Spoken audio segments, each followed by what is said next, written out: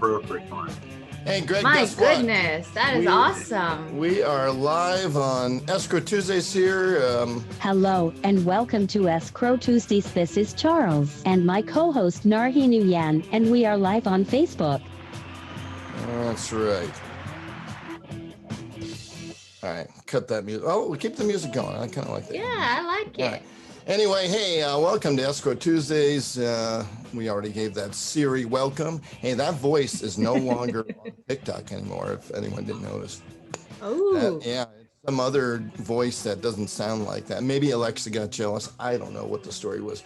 Anyway, Narhee, how the heck are you doing? I'm doing well, thank you. I was just kind of, getting to know Greg here. Yeah, well, we will have the next 40 minutes to do that. That's for sure. And yeah, boy, I just got back from an amazing event in Dallas. We'll maybe touch on that a little bit with 600 plus AREAAs, so that was awesome. Yeah, I would like to know. Oh, I forgot, Narhee. I always keep forgetting. What is your name What? again? Narhee Nguyen. I always forget to throw that in there. Anyway. Oh my God, Greg is so getting a kick out of all this. Oh, I'm just. I want to be playing around, entertained. It's all about being entertained. Anyway, wow. So Greg from Manhattan, I love always talking to people out in your side of, neck of the woods. I mean, we've had Karen Park over there. We have Priska. Raj was our regional. We love going there. John Pan, the elusive John Pan. I thought I had no pictures on him. I go to the East Meets West event on Facebook. He's all over the place. But you, my friend, are even more elusive. You've got a couple of photos on LinkedIn, and that's pretty much it. But then we did have some help from some people. So later on, we'll kind of show a few other photos, a different side of Greg that you may not all know about. Anyway, well, welcome to the program. And he has that look. Yeah, well, no, we've got a better look, actually. Well, we'll talk about that later. Anyway, yeah, so welcome, and tell us a little bit about yourself, Greg. With three G's. Wow. Charles, triple G. Not just Charles nothing. and Narhee, thanks so much for having me in here. It is triple G. Okay, so there is a story behind that. First of all, I'm not a Saint Gregory. I'm not a saint. My parents actually had my name changed on my birth certificate because it came up as Gregg Christensen, but they wanted 3 G's. So I fought for all 3 of those G's for years. So I had been known as Triple G, and I guess that's a little bit of uniqueness. I want to thank you so much for allowing me to join you guys today.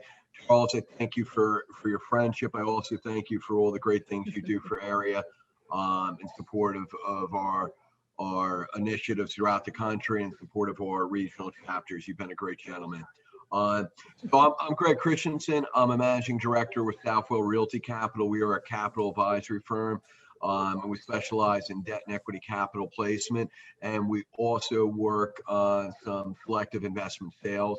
I'm partnered with Mark Davis, who is our Hey, wait a minute. Did we go from diapers to corporate market capital, Narhee? I mean, I was. And what happened to, I remember in 5th grade when anyway, we'll get to that, Greg. We'll get to that. We even have an elevator pitch for you section, so we'll get to that though. But no, so yeah. Narhee, why don't you keep grilling him on his personal life? So birth certificate, Triple G, and then what happened? All right, okay, so I grew up Can't escape it. on a dusty road down in Central now Jersey. I like that. That's better. So a little enclave called Madison Park. I like that. Second youngest out of 7, a household of 9, in a 3-bedroom ranch. So you learn to interact, you learn to be kind, generous, you learn to compete to eat. You gotta learn to compete to eat. You learn how to socialize, interact. It's kind of like being with your own broad community within a household. And that being said, I grew up in a cul-de-sac, so we had kind of a big backyard. So everybody used to come over my homestead to play football and and wiffle ball or play in the park. And my brothers and sisters. Wiffle ball. Wow, I haven't heard that in a while. Remember wiffle ball? Oh God, love wiffle ball. You know something? If you come to New York, we'll take you down by the ocean side and we'll play some wiffle ball on the beach. All right, I was hoping for lawn darts, but we'll do wiffle ball. Okay. We're gonna do lawn darts. They can be careful if you're consuming too many beverages. You got to be careful with the lawn darts. Wiffle ball can be a little safer. Yeah. Okay. All right. Wiffle ball. So I grew up in a big household. Was very, very fortunate to grow up across the street from the baseball fields and the football field. So I was always doing some kind of sporting activity when I was young. At 6 o'clock in the evening, the fire alarm would ring in our town, and we all knew to run home and meet with the family and have dinner. So it was kind of like a traditional American setting. Studied out west, I decided that everything fun that was occurring out west. So I ended up going to the University of Arizona in Tucson. And I love the Southwest. I love the mystique of the Southwest. I love the persona of the Southwest. And when I graduated coming out of university, I actually made my way to Los Angeles, Charles. Oh, wow. I'll tell you this. Sorry to hear that. How bright I truly was. I was coming out in 1991. I was graduating, and we're in the middle of a pretty severe recession. Oh yeah, the market had just tanked a year and a half. The market had absolutely collapsed, and I got to tell you, it was caused by the S&L crisis. Yep. Which was Resolution Trust Corporation, baby. Yeah. Resolution Trust Corporation, and I'm going to get you to the RTC. So I take a job selling construction equipment in Los Angeles. Wow. I had no idea. Must have been going for pennies on the dollar. There was no construction going on. There was no construction. I actually went out to development sites, right? And about 70% of what we did was lease, another 30% was sales. So if we were in with the contractor on the site, we would go through the whole development cycle. Wow. I went out to sites where they had excavated, and you would come out the following week and the lender would turn off the spigot. Yeah. What I always found out, I always tell my friends that, if you want to know if a construction site is live, look to see if the portable toilets are on site, because the first thing they stop paying is on the toilets, and those guys just pick those up. So if there's no toilets on site, it is not live. I'm not kidding. It's very true. And I'll tell you another way is that they would have the water trucks on site, because these sites, no activity, barren. So that was kind of baptism by fire. The S&L crisis was caused by lenders lending aggressively, sometimes up to 110% loan to value. I remember speaking to a developer out of Dallas who told me, he goes, Greg, not only will I get the full loan that I'm thinking, but I'll have another 10% in proceeds. Oh my gosh. And I think that was trouble. That was trouble. Oh, I was out in Los Angeles for a couple of years. I was lucky enough to work with some of the municipalities, some of the SoCal Gas and Electric, California Oil Field Maintenance, Southern Pacific Railroad. So we did have some industrial clients, but there wasn't a whole lot of new development. So I did end up heading back east. I got myself involved in publishing. Oddly enough, you mentioned the Resolution Trust Corporation. So I joined a group called Real Estate Media. One of my big clients was the RTC. Right. Their charter ran to December of 1995, right? So the two biggest clients of ours was the FDIC and the RTC, which was selling underperforming, non-performing loans. And Greg, for those of you that are these newbies that haven't even seen a cycle yet, people don't even know that we had savings and loans instead of just banks, And the RTC, the Resolution Trust Corporation, was actually the company that weren't they like the receiver of all the assets when they went bust?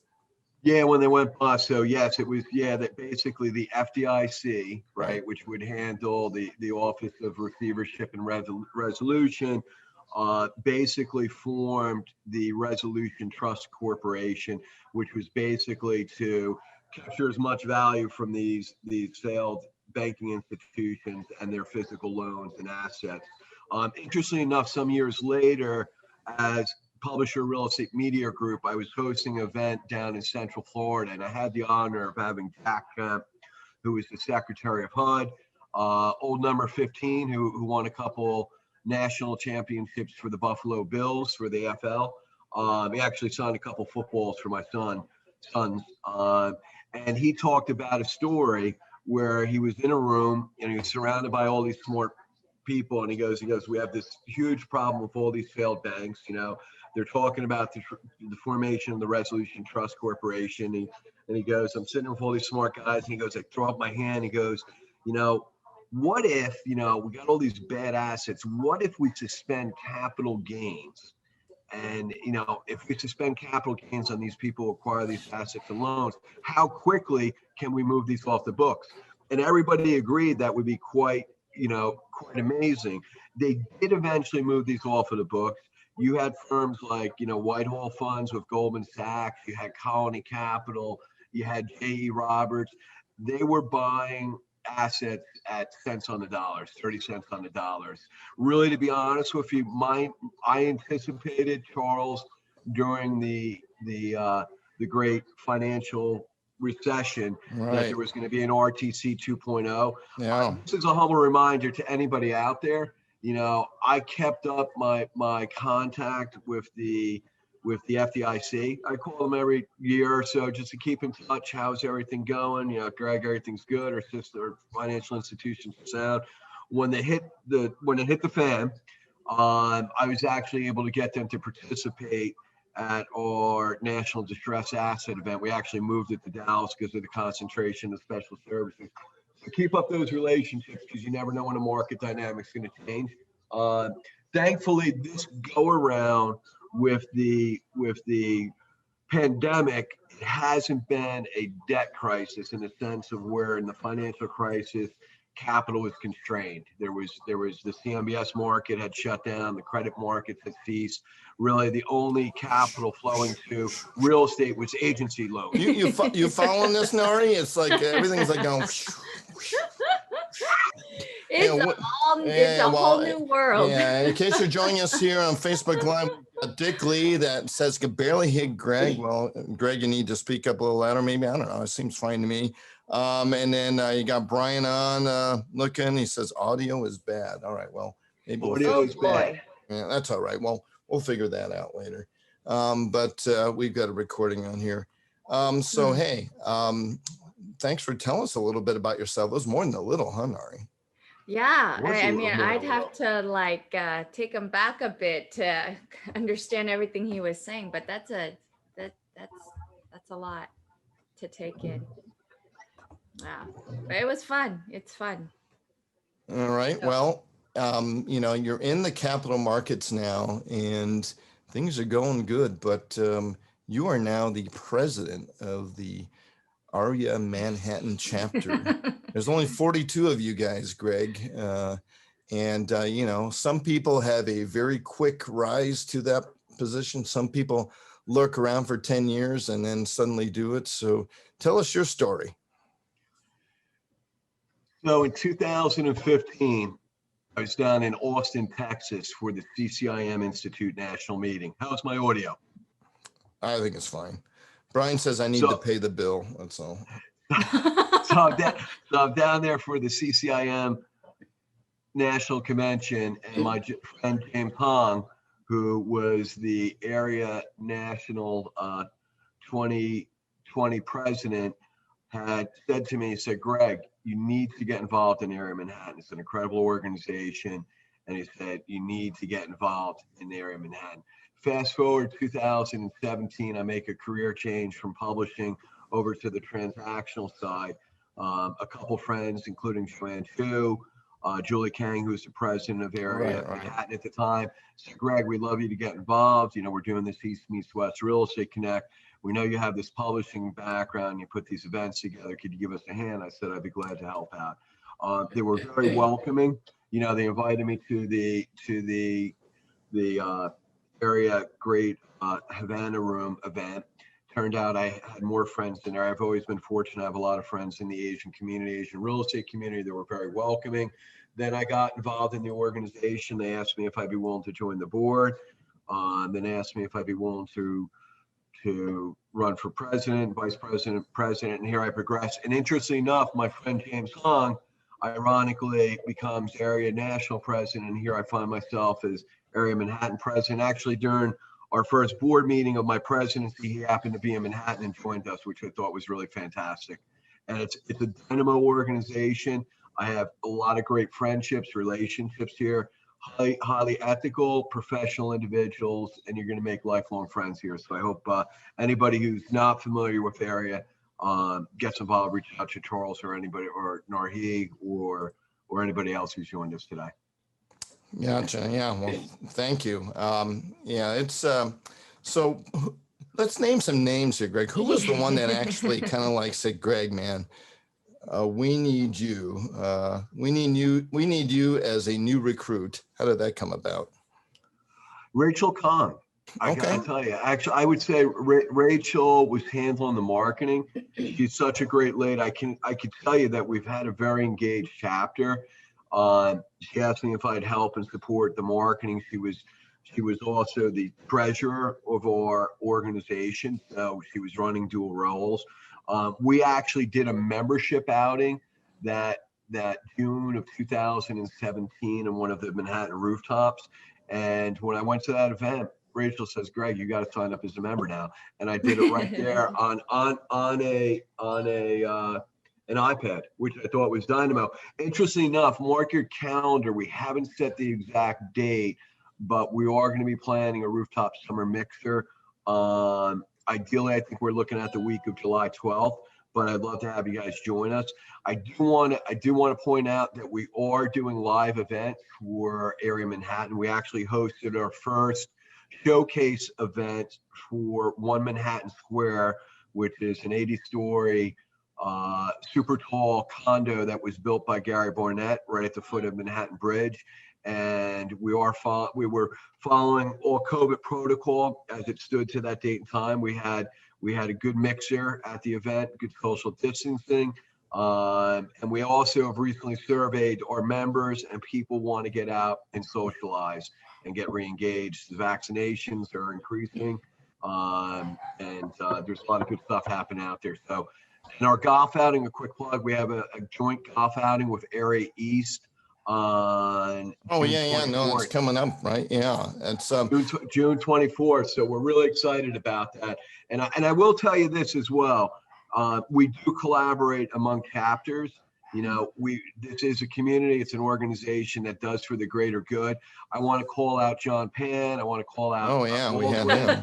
I want to call out Andrew Wu. I want to call out, Priska for Northern New Jersey, Lynn for Brooklyn. We all worked together and said, you know what, we want to present the most value to our members, and we shared some of our content, programming, events, and that says a lot about an organization that we have a fiduciary responsibility to our chapter, but we care about the greater good. I love it. Yeah, well, we're going to highlight, we're going to have some things to share on the screen for you guys. And so, what was that phrase, Charles? Anything could happen. One member. Yeah. You've got 1 out of 17,000, well, 42 out of 17,000. That's a pretty big, small percentage of that. So we really appreciate it. And thank you for drinking the AREAA Kool-Aid. I think that's what he's drinking now. Yeah, we know that. I'll have mine right here. So, octane Kool-Aid. Speaking of craziness, I know you guys don't have escrows technically there, but Narhee, I'll let you go. I know they don't have escrows over there, but he's been through so many, cycles in the economy. I'm sure you have 1 or 2 crazy stories that you can share with us and that we can learn from. So I would tell you that detail counts in every transaction. I would tell you that the smartest people that I worked with on the title insurance was always the underwriters. It was our closing team, the escrow officers when we did transactions out west. I would rarely ever go to a closing unless I was requested from a client. I will tell you that, in any business endeavor that we do, it's always best when we keep cooler heads. when things get crazy and say, hey, what's the problem here? Right. And figure out the resolve. When I didn't necessarily, again, I am not an attorney, I'm not a lawyer. When I did not have the answers, I went to my counsel to seek those out. And then we addressed it on the better interests of our clients. But being cool, calm, and collective gets things across the finish line. And if we work together, a team, I think it makes all the difference. I did go to one particular closing where, I guess I had walked into a scenario where there was a lot of emotions that were running high. And I will tell you, a little bit of calmness, a little bit of laughter, it travels a million miles to get people back to the focus of what they need to accomplish. So I would say that cool, calm, and collective wins a lot of battles. Oh yeah, yeah. And the common goal. Everyone has to. And the common goal. Yeah. And we want to get across the finish line. Look, the reality is, unless you're, an owner who has reoccurring revenue, right, from the rent roll, or you're a property management firm, the majority of us in this industry get paid on the basis of a transaction coming together and getting closed. Right. So I'd say be cool, calm, and collective and see things through the finish line. And work collaborative as a team. Yes, I love collaborating. That is so true. So there we go. About to put Gregg in through some stuff. You ready for your pictures, Gregg? Ready. Oh yeah. Goodness. Here we go. All right. Okay. There we go. All right. Well, that is us, of course. You've probably seen that before. Let me get rid of that. All right. There weren't too many of you or too many pictures of you, with the board that I could find, but there was a few priceless moments. Who do we have there? We've got Sam Suzuki, we've got Raj there, and a couple of folks that you were there, but thank you for sharing our story. So Gregg, you wanted to basically share then, there you are, Managing Director, Solo Capital Realty. You wanted to share basically your top 5 summer destinations, and boy, I'm telling you, I was at the airport this weekend and it was a zoo. I mean, it was like people are just, right? People are just going nuts, just trying to get out. And so what we'll do is we'll put up the pictures and then you will comment and do the commentaries. All right, number 1. Yeah. What is this? Oh, There you go. Park. Yeah, so Jellystone, I've been there. It's amazing. Tell us a little bit. Why should we go there this summer? You're in the great outdoors. Something. We're getting back to normalcy, but probably the safest environment for anybody to be in a pandemic. Yep. If you do maintain safe distance from the buffaloes and the grizzly bears, and also you got to be careful of wolverines. And what's the class down from wolverines? I don't really follow badgers. You got to be careful of badgers. And I thought don't tiptoe into a hot. I thought you were talking about mutants or something on. Wolverine, man. Doesn't he have like his own offshoot? Okay. No, you can't get away from Hollywood out there, Charles. That's a problem. No Hugh Jackman. Okay. This is the great outdoors. Yellowstone is absolutely gorgeous. I would tell you, if you guys are traveling in, you could come right into Jackson Hole. You can also go into Salt Lake City and travel across Utah, which is absolutely spectacular. Yeah, it's great. You could fly into Salt Lake City, rent a car, go up through Jackson Hole, and go through, the west end of the park, spit out on the other end. I've done that. Go through Boise, right? So you've done this tour. I've done that. I think it's quite spectacular. I would tell you though, be careful of badgers. I was out for a hike there. Had a couple of travelers coming in, calling out to me like, "Get off the trail, get off the trail." I didn't know what they're talking about, and they're like, "Badger, he will tear you apart." So be careful of the wildlife. Be respectful of the wildlife, and enjoy the beauty and the grandeur of Yellowstone. We have so many spectacular places, great national park. So I did want to put in a national park there for people, for themselves, and maybe for their families as well. All right. Well, speaking of national parks, here's a island that's basically an entire national park, right? Oh my God, I mean, beautiful, amazing, right? beautiful. Yeah. The Garden Island, the paradise that I traveled to during the Great Financial Crisis. Right. I was gone for 2 full weeks. No one missed me. There wasn't a damn thing happening. Wasn't a damn thing happening. Actually, when I touched down there, my children, my whole family went with me. And my kids even said, "Look, Dad, we won't fight you about going to church on Sunday if we can move here." It's funny. But we didn't end up moving there. My wife actually was a nurse in Hawaii, in Oahu, and she told me, you might end up with island fever. And I said, I really want to give it a shot. But 2 weeks was a lot of fun. I think it's absolutely spectacular. I also like Maui as well. It's got a little bit more social life, but a trip to Hawaii, you can't go wrong. Yeah, and I guess if you're a golfer, Maui is kind of the spot too. How about this spot? A little bit kind of different. Yeah, it is a little bit different. So the Outer Banks, I have family down the Virginia Beachway. Oh, okay.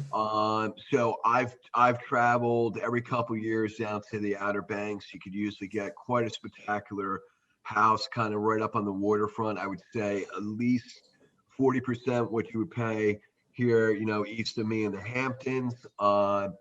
Spectacular. It's called the graveyard of the Atlantic. You have the Gulf Current and the Newfoundland Current come Oh, I together. see. So a little rougher waters, great surf, great open beaches. It's Okay. also a great fishing area. I'm not a huge fisherman myself, but it's beautiful. I did go out for marlin fishing while we were there. It was really good fun. And it's also it's not as crowded as the beaches that we're so All comfortable right. with And up here in New York. I'm hoping we get out there because I know Tim Herr is the incoming for national, and we traditionally have a gala, that happens at the previous outgoing president's hometown. So I hope we get down in that neck of the woods there. And we've got, Charlotte just came on as a new chapter, so it's really cool. What about Fantastic. What about this beautiful spot here? Yeah, where is that one? Yeah, ME.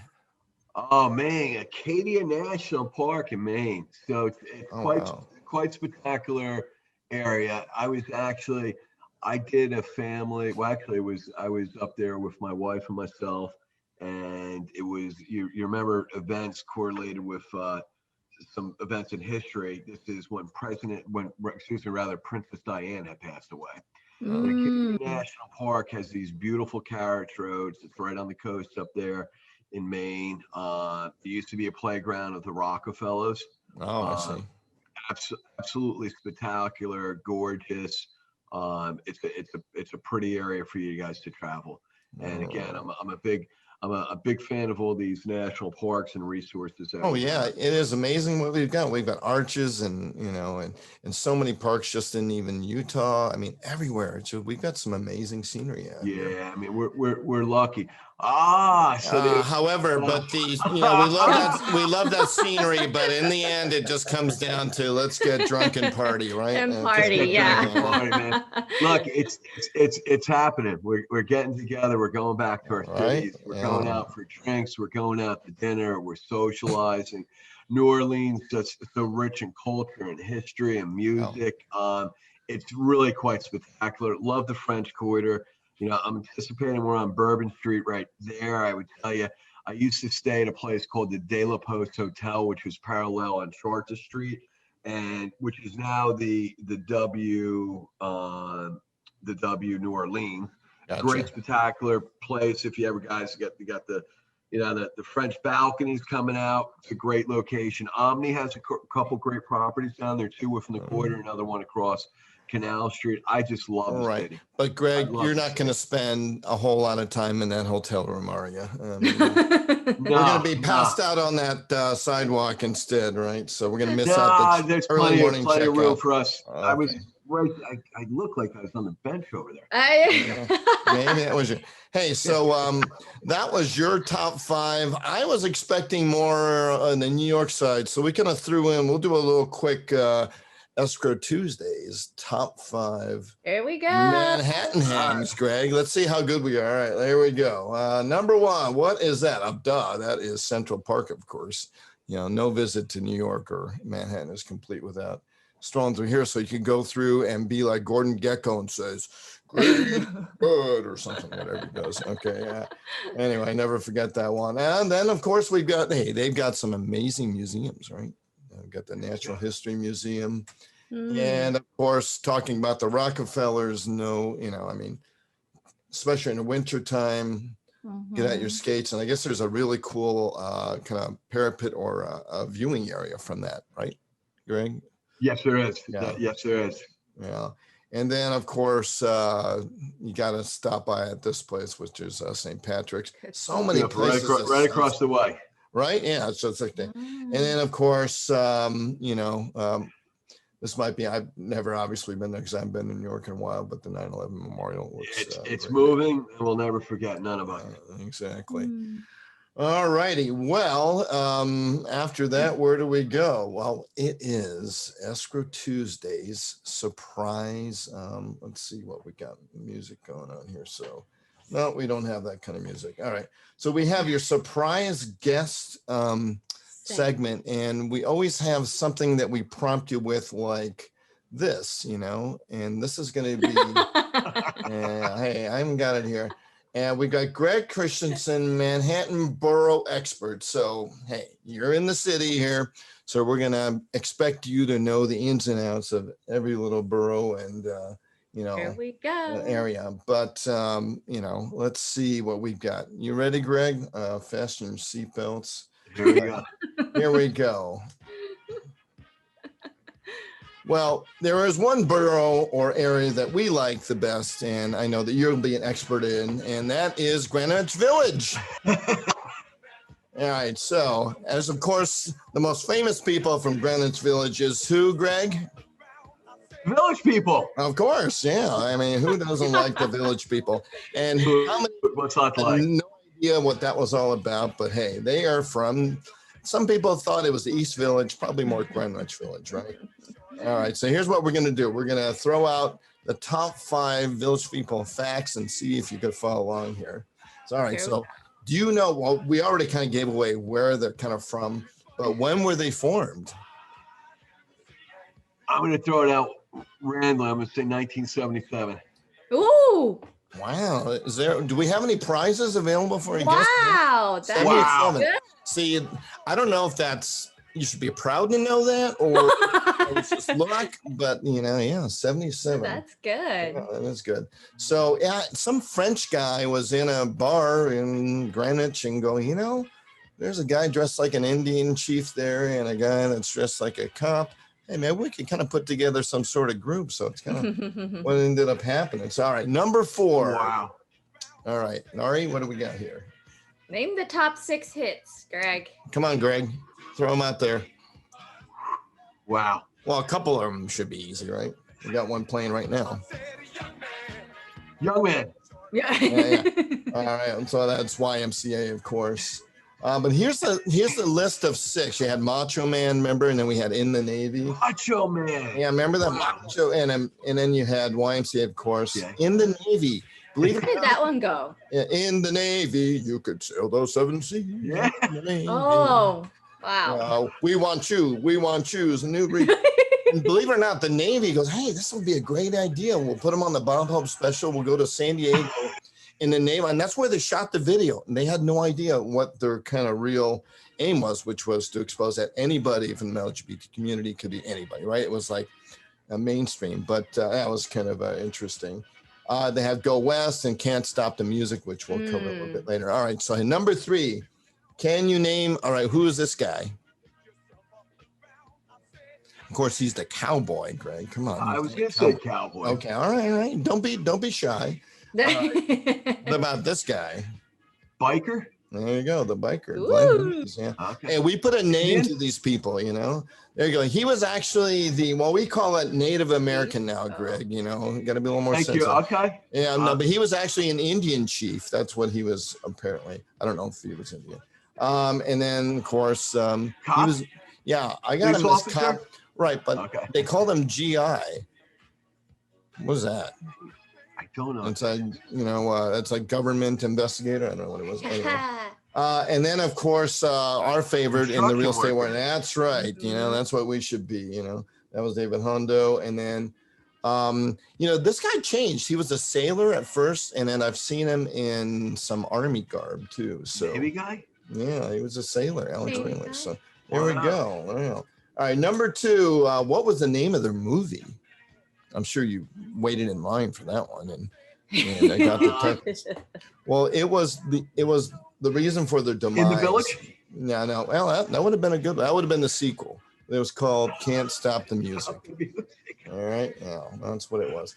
All right, here we go. Number 1 of the Village People facts. See, there he is as the Army guy. So you had to kind of switch it around. Maybe some of the armed forces say, hey, what's up with the Navy? Why don't we have our guy? Different war, different theater. Yeah, and now service. the construction guy, we don't know if he's working on an apartment complex or a commercial, or a strip center. We have no idea, but the rest of the guys are good. All right, so the last one is, what Walt Disney franchise used the Village People concept?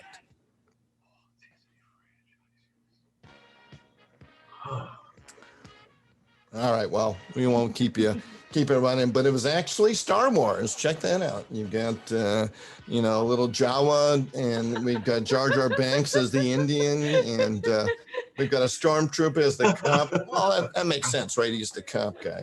Right now, they just jumped on the bandwagon. Anyway, I hope you enjoyed yourselves. And so anyway, good. yeah, well, thank you for surviving the Escrow Tuesday show. You did good. Yeah, there you go. That was ridiculous. All right. Anyway, Oh, man. hey, upcoming next, we do have a different segment. It's kind of brand new now. It's not brand new anymore. Right. But it's basically what do we got here, Narhee? Greg, it is your turn to give us a 30-second elevator pitch now. Sell yourself. Charles, Narhee, thank you so much for allowing me to join you today. Gregg Christensen, Managing Director, Southwell Realty Capital. We are a debt and equity capital advisory firm and specialize in placing the right lender for the right transaction.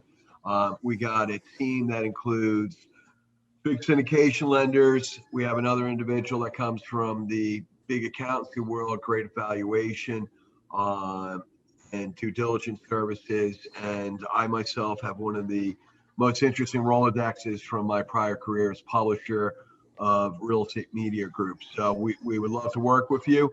And you can reach me at greg@southwellre.com, greg@southwellre.com. Thank you so very much. All right, Greg. Yeah. 30 seconds or less? Oh, yeah. I mean, he didn't even what do I say? I know. He's like, all right, fire away. I like it. All right. Well, hey, talk about self-promotion. What about us? Me. Don't forget to follow us on Escrow Tuesdays. Subscribe. We have less subscribers than we've had guests lately. So hop on the YouTube and please subscribe. And now let's go over, you got a few events coming up, right, Greg? We do. Yes, we do. In like 2 freaking days. In 2 freaking days. Yeah. So Emily Zhu is with a group called New Empire Corporation. She's an extraordinary, bright individual. They are a condo developer that have active projects in Brooklyn, Queens, as well as Manhattan. They actually have a Delancey Street project, which just recently opened. And she's going to do something interesting. She's going to be discussing what part of the Big Apple are the younger generation, the millennials and the younger generation moving to. I hope you guys all take an opportunity to tune in on that. Oh, wow. That sounds really amazing. It's always interesting on why and what, right? I mean, we're just worried about, let's just get a buyer in and sell something. But these developers need to know this kind of stuff, right? What to build for them. All right, they need to know. You're absolutely right. Absolutely. All right, you got another thing that we were talking about earlier and quite popular these days because, hey, it's done in the outdoors, right? With no issues with the social distancing thing. Tell us a little bit about this event. Yeah, so we've teamed up with our partners over at AREAA East, and we're doing a golf outing. the good news is that we both individually had previously done golf outings before the pandemic kind of shut us down.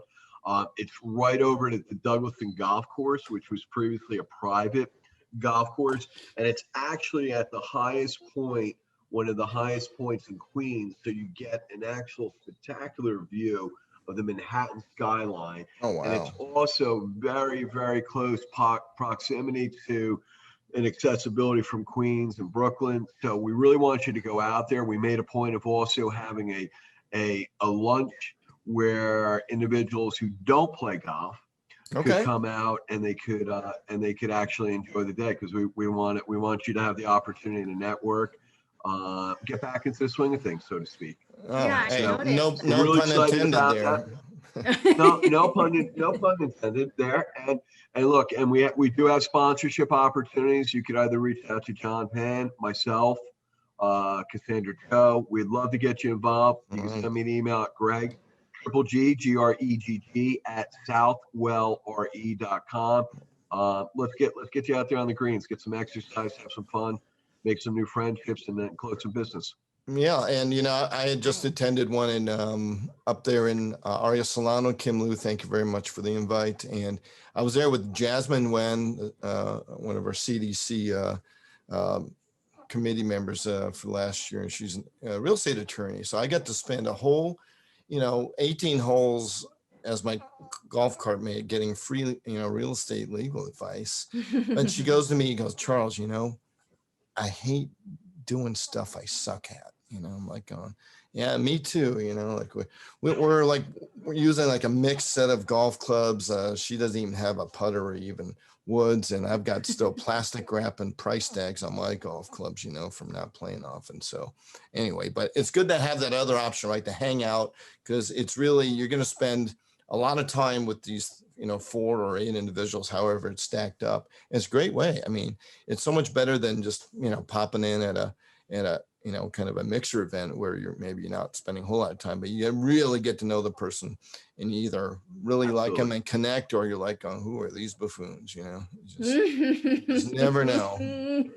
All right. Good point. All right. Well, here is Gregg, and is one of his finest moments. And I just love that facial expression he had. He's like going, and the next president to be installed. And he probably just, oh my God. He just probably soiled his diapers. Rodney Dangerfield? Yeah, it's frightening. I don't know, but obviously it was like, please say I will. He was like, I what? It's just all right. Well, hey, guess what else is coming up this Wednesday before your other tomorrow? That's right. That's right. National Policy Summit. That's right. And we've got who is this fine young woman that is going to be leading the charge? That, of course, is Han. Right? Mm-hmm. And June 9th, which is tomorrow, only hours away for you, Gregg. And only hours. This is really something I'm more passionate about. I mean, hopefully next year we'll be able to go out and visit and do Capitol Hill visits and stuff, but that's just so rewarding. Yeah. All right. And Gregg's got a call from a congressman or a congresswoman there. He's got to take the call on. He's got to register. Yeah. Hurry up and register, right? Yeah. Yep. If you haven't registered. It is. Someone cooking something on the stove, and I think left it unattended. I apologize for that. No. That's my children. Yeah. Your chowder is bubbling? Children. Children. Chowder. I think they're making so you're a red chowder man, right? Something. Oh my gosh! Don't tell me that. My father was clearly a Manhattan chowder guy, so I'm just going to say my father is a Manhattan chowder guy. I've always liked the red chowder, and it's very difficult to find everywhere you go. Very difficult to find. Less common. I love the Manhattan chowder. All right. Hey, upcoming, I don't know how they're going to follow you, is this amazing woman from Las Vegas. So get to know her, and she will have an inn when you come visit Sin City, Rebecca Moreno. And then, of course, we have the in-house doctor of AREAA.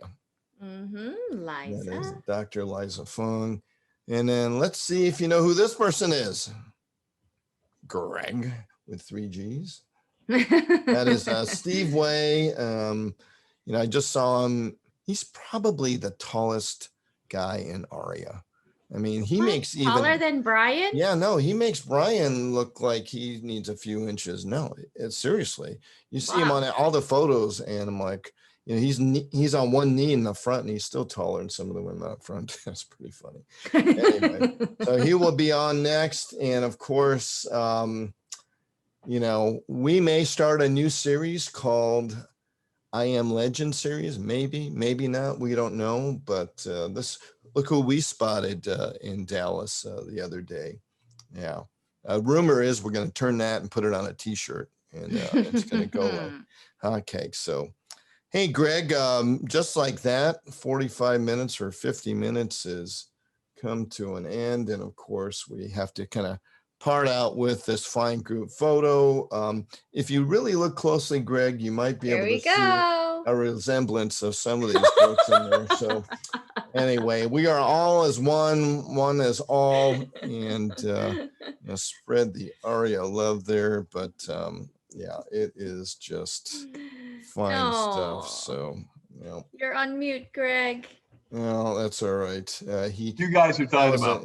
Sorry, Charles. Thank you so much for everything. Yeah, no, we really appreciate it. And hey, if you know, there's anything that you guys ever need or have in New York, I don't care if it's financing or acquisitions or anything related, or you just need to have somebody pick you up at the airport at 2 a.m. on a red eye and take you around the tour of Manhattan. Gregg is your guy, right? You know, you want to smash a penny on top of the Empire State at 3 a.m? Gregg's your guy. I've done that actually. All right. Anyway, yeah. All right, Gregg. Well, thank you for joining us. Hey, and any escrows or any kind of title work in Los Angeles, please reach out to Narhee. And you guys need anything done in LA, give me a ring. But Gregg, so happy that you came on the show, and we'll put this up on YouTube. And can't wait to get up, you know, go up there and hang out with you. You know? Yeah. Last time my flight got turned around over Columbus, Ohio, after all the airports closed back at that ice storm thing that they had like a few years ago. Wow. I was on the way to the New Jersey kind of install. It was like in 2019, I think it was, or maybe 2019 it was. Yeah, absolutely. And they turned us around. I think Rachel Kwong was coming in for town. Well, as she came in, she was there with Sonny walking around. They were in sneakers in the snow, and I was supposed to follow. I think Dick Lee and Jim Parker, they were trying to drive to the event, but they got stuck and they couldn't even get through. So anyway, so I hope I'll make it there anyway. Thanks for joining us. Join us next week. Gregg, again, thank you very much. Thank you so much, Charles. Yeah, Narhee, thank you so much. Be well, be healthy. Thank you.